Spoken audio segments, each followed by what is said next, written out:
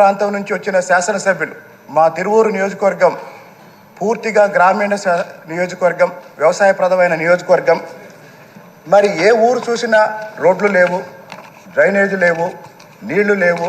గత 5 ఏళ్లుగా ఈ ప్రభుత్వం అందరినీ నిర్లక్ష్యం చేసింది.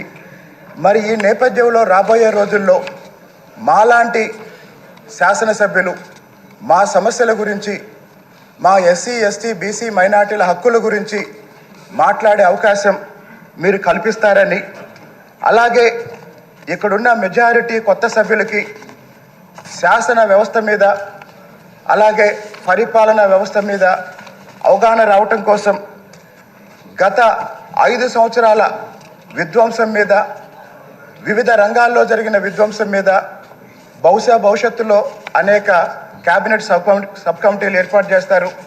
అలాగనే కొన్ని కీలకమైన అంశాల మీద